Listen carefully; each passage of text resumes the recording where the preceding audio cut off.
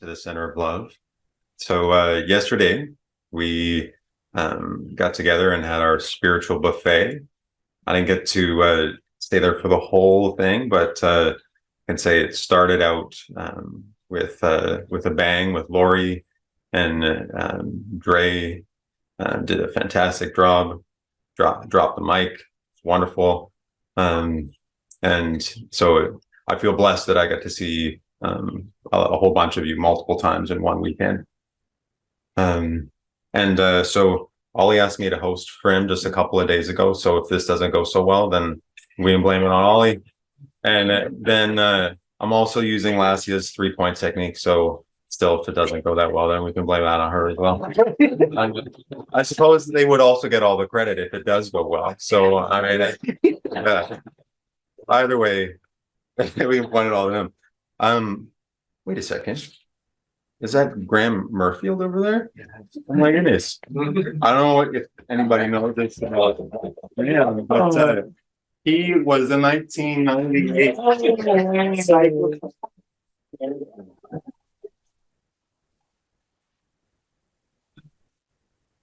Wow. I think the credit I deserve. Yeah. We see you, Brown. We see you. Oh my God. You're genius. And so that's what I was doing instead of writing my yeah. Yeah. Stand up there or what? You're killing. I'm just having fun. So today we're going to be speaking about heaven and hell, I believe. Is that correct? Correct. Yeah, okay. Great. So it's good that I got that part right. We're good to go. And I think that that's kind of fitting in a way because I think one way of interpreting what we're doing here, I think, is that we're building sort of heaven on earth. Maybe, and I'm not saying that that's the only way to look at it, but I think that's one healthy way to look at it. And that I was wondering by show of hands, how many people here love the Bible? I'm just curious, and it's all good if you do or don't. Or is okay. So it's mixed. It's mixed. Yeah. All right. I mean, not the most popular book in the room, but it's all good. And I there was a long time where for me, I wasn't a big fan. And I'd say I've come back around and I found a lot of ideas in there to be very useful, even some of the ones that might be kind of negative in a context like this, like the idea of sin, for example. I find it has a lot in common, actually, when you get rid of the guilt tripping and all of that many of us might be familiar with. It reminds me a lot of karma and how how actions can impact ourselves negatively. And I could go on about that, but I won't. I don't want to go too far down any one rabbit hole because that's not even what we're talking about today, right? We're talking about heaven and hell. So let's get back on track. There's an interesting quote, the most famous quote from John Milton. And sorry, were you going to use this one? I'll skip it. No, I won't say what I won't even say what I'm going to say because you might say what I was going to say. So That's okay. We can repeat it. We need to hear it. Yeah. okay. Yeah, no, it's true. We'll hear it a few times. So the mind is its own place, and in itself can make a heaven of a hell or a hell of heaven. Now, one thing I find terribly fascinating about this John Milton quote, it's not actually from the mouth of John Milton. Mm-hmm. It's from a character in Paradise Lost. Okay. And the character is Satan, by the way. So just be aware that if ever you write something where Satan is a character, you might get quoted on it. Yeah. And I just think that's an interesting bit of trivia regarding that quote. Now, I don't know about for you, these concepts of heaven and hell are probably kind of charged. And so it will be interesting to see what happens today as we talk about this, what comes out, and where we end up going with all of this. Um, I think that for me, Belinda Carlisle might have said it best when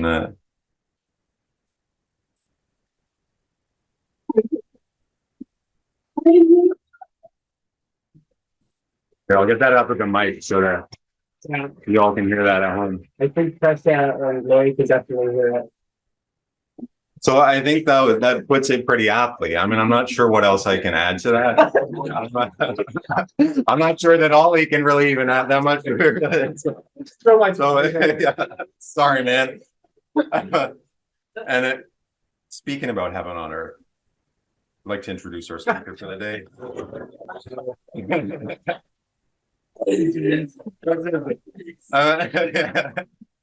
You may or may not know this guy.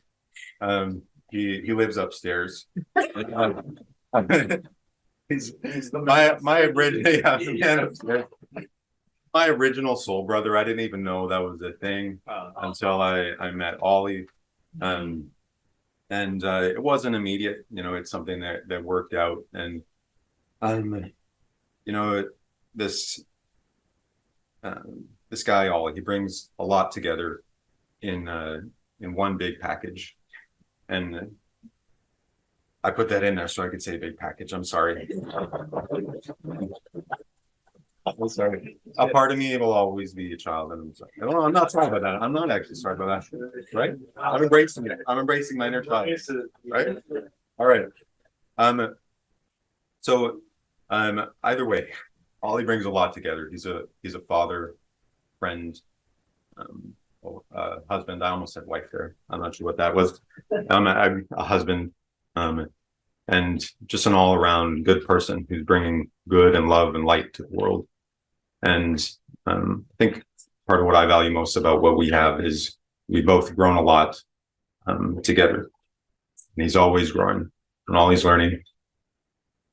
So I'd like to welcome to the pulpit my dear friend, Oliver Belil. Oh, thank you. That's going to be really hard for me to follow that up.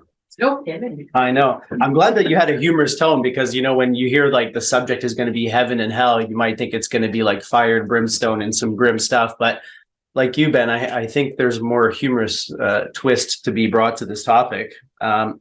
So yeah, like Ben was saying, I asked him like a couple of days ago to do this. So very last minute, I found out about a week ago that our regularly scheduled speaker couldn't attend. So but that's good because I have this problem where I could write a talk a week for the next 10 years and I would never run out of things, never run out of mind-blowing, heart-opening stories that I want to share with you all. I've been into this for a long time. And so I never run out of topic. My problem is the opposite. It's like, oh, I got to do a talk in a week. What am I going to talk about? There's too many topics to choose from, too many options. And so what I've been doing in the last few years, as some of you may know, is I've been asking God or the goddess or whatever you want to call it. I call it the great teacher. I asked the great teacher for direction. So I said, hey, I got to do a talk in a week. What should I talk about? And the great teacher responded very quickly and said, talk about heaven, hell, and the many degrees of purgatory in between. And I was like, okay, interesting. And then she just started dictating. So I was like, I grab a pen, start writing stuff down. And so, yeah, first I want to give you guys a trigger warning, because if you were raised in a fundamentalist or even mainstream, Christian-based religion, chances are you have some pretty specific connotations around those terms, heaven and hell and purgatory. And so I want you to know that my mission in the spiritual realm is to take these terms that you've heard since you were a kid that were put forth by the churches and the mainstream media and all these places, and to put a new twist on them and to show that you don't have to subscribe to the definitions that were given to you. You can actually see for yourself what these things are. And in so doing, you can actually gain value out of these concepts that are a bit antiquated and maybe a little bit heavy-handed at times. So that's the trigger warning. Sorry if you've got some background there. First, show of hands. How many of you are genuinely concerned about going to heaven, hell, or purgatory after you die? How many of you are genuinely concerned that these are places to which you are assigned based on your actions in this life? There's somebody keeping tally. You go here, you go there, you're in the middle for a while. So 0 hands. No, there's Whoa. one, but they want to be kept anonymous. Okay, one anonymous person. Okay. So interesting. Well, I'd like to stay on this. Okay, anonymous too. Okay. So despite the fact that we all come from different religious backgrounds, non-religious backgrounds in some cases, none of us seem particularly concerned that we're going to end up in any of these places after we die. And I'm just like you. I don't seriously believe that these are places we go to after we pass away, where we spend eternity in serenity, strumming a harp on a cloud, or in torment, fire and brimstone and being tortured by little devils. Not worried that what I do now or what I've done before will land me in hell or into heaven or send me wandering through purgatory. But what I have learned from life and from 10 years of intense spiritual exploration and practice is that heaven and hell and purgatory are not places we go to in the future, but places we inhabit here and now, in the present moment. Not a future state or a promise, but a state of being, a quality of experience that is experienced exclusively in the present moment. And I was going to quote John Milton, but my good friend Ben beat me to it. The mind is its own place and in itself can make a hell out of heaven and a heaven out of hell. Clever devil. Clever devil. I don't know if John Milton believed this, but his character Lucifer certainly did. And in my experience, there is a large dose of validity to this statement. So heaven and hell as places we go to after we die may or may not exist. I can't say because I haven't died yet, so I have no firsthand experience. But heaven and hell as states of mind that I regularly experience here and now, that I have a great deal of experience with, and I can tell you with great confidence that they exist. I create my own heaven and my own hell all by myself. I don't need any help. Or rather, the self or the deity within me creates my heaven and my hell based on my instructions. If I tell the deity that my life is a bore and a chore, that I'm a victim, that certain events in my life are tragic, unjust, or unacceptable, then the deity within me makes it so. And that's exactly what I experience. My own private hell of shame, guilt, boredom, anxiety, resentment, or conversely, my own private heaven of contentment, awe, wonder, gratitude, and bliss. It's all based on my instructions, what I tell myself, what I tell the deity within me. Outer circumstances and events, they provide like the raw materials, right? But in themselves, they're neither hellish nor heavenly. They simply are what they are. The deity within is constantly creating and she follows our direction. So we get to decide, is it sour or is it sweet? Is it good luck or is it misfortune? Is it bad or is it good? And then I remember Shakespeare, that wise soul, putting some other wise words in Hamlet's mouth. In Hamlet, he says, there's nothing either good or bad, but thinking makes it so. Both Milton and Shakespeare seem to be in agreement. My interpretation of the events and experiences in my life create my heaven, my hell, or my purgatory. And this creative process is happening moment to moment so that I can travel from heaven to hell and back real quick at any given time, and sometimes many times over the span of one day. I might be in hell at my 9-to-5 office job, but as soon as I hit the lake and I cast my fishing line into the waters, ooh, baby, I'm in heaven.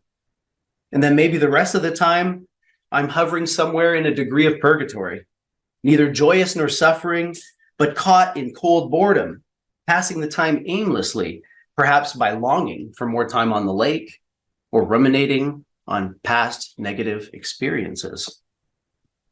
One thing I've noticed that's very fascinating about all of this is that the outer circumstances are often disconnected from the inner experience.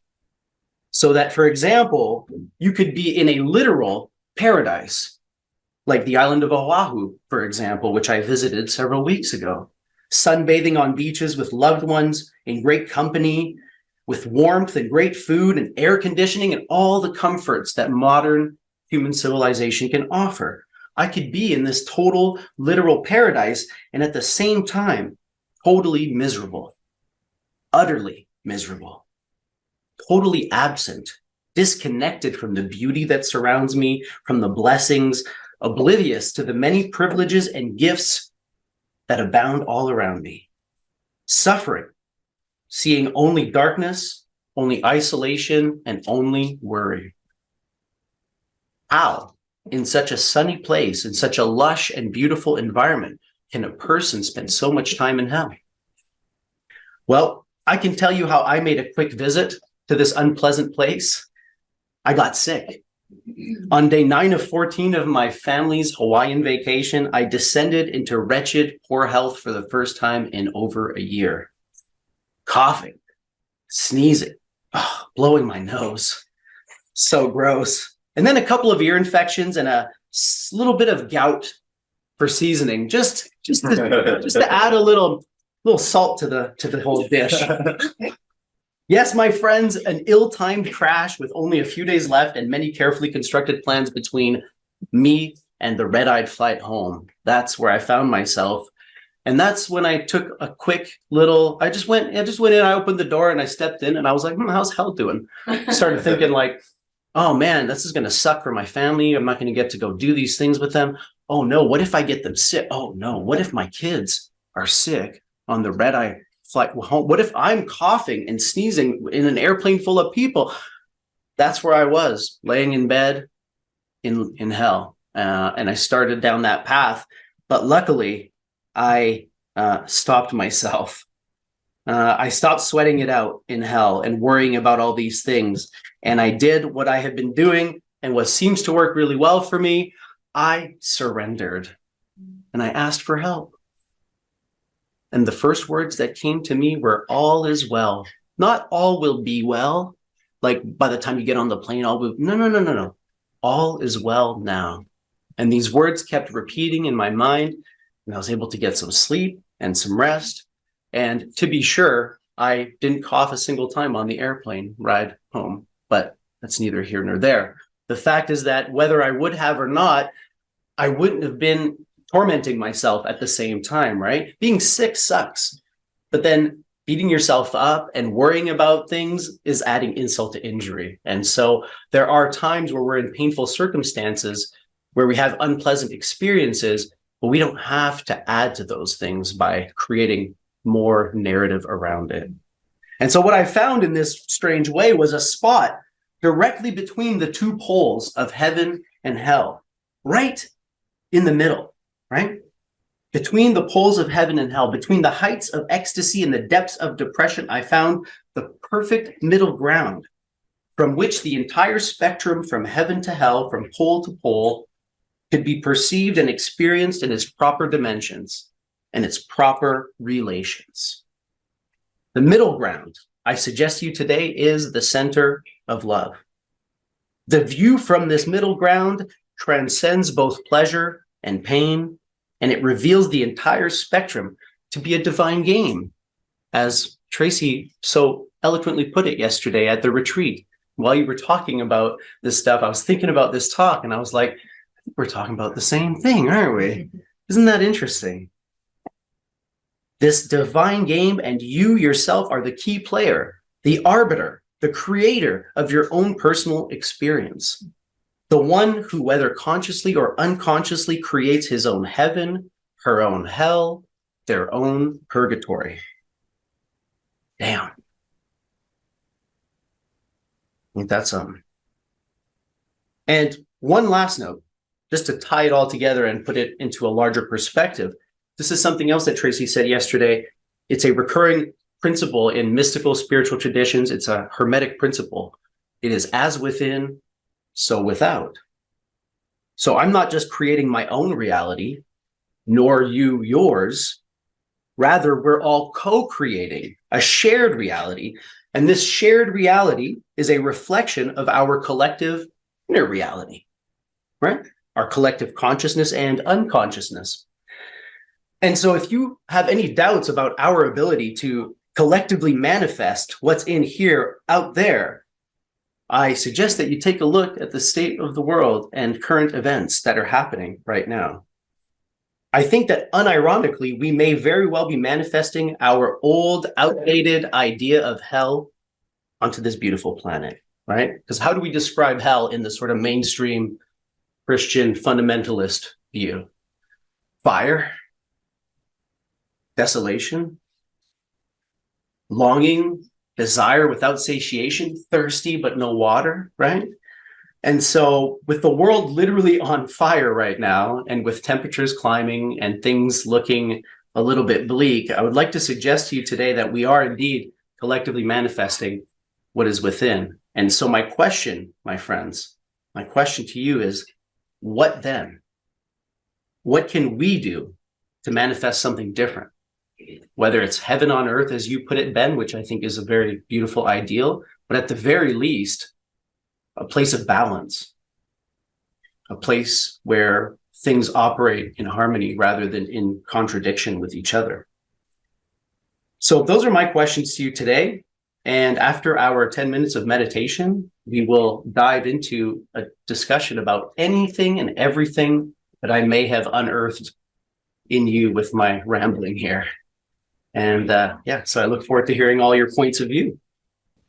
Welcome back, everyone. I hope that the conversation in here was as deep and vulnerable and interesting as the conversation that we had out there.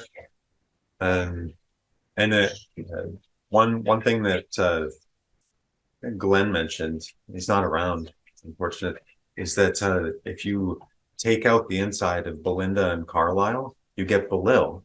Oh, it's just this Interesting.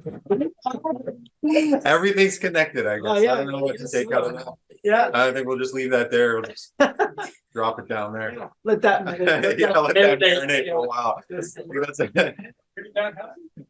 Oh, this song was by Belinda Carlisle. Like Having a Place on Earth. Yeah. Oh, Yeah. great song choice. So yeah, I don't know what happened in here. I think given like how much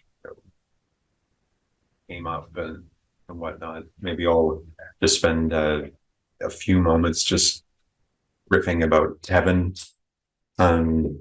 There's one quote in Isaiah. It says, "The wolf and the lamb shall feed together. The lion shall eat straw like the ox, and dust shall be the serpent's food." I mean, that doesn't sound like a great deal for the serpent, to be honest. That sounds like a pretty bad deal. But it is an interesting thing. Just a couple of weeks ago, I had some kale that I was feeding to my chickens, and I was wondering about this, because I was teaching them about sharing. And I don't know if they can take that lesson in or not, but it's a human attribute, and bringing that to something else, to another animal or to a plant, or that to me, is a form of worship, of service. And that, I mean, to bring it to the level of archetypes, that comes from the king and the queen. We think sometimes that the king and queen are meant to rule, but they're actually there to serve. That's their true role, I think. I'm not sure where I'm going with all of this. So we'll just leave it there. That maybe we can make heaven a place on earth. And even if we can't, I think we're doing a pretty wonderful job of what we've got going on here. And I would perhaps encourage each of us to bring some of that out into the world with us as we go on with our weeks. Do we have the offering basket to be passed around? somewhere. Yeah. Or Thank you, Sam. Thank you. the fiscal gratitude receptacle? Your gratitude receptacle. Yeah, all good.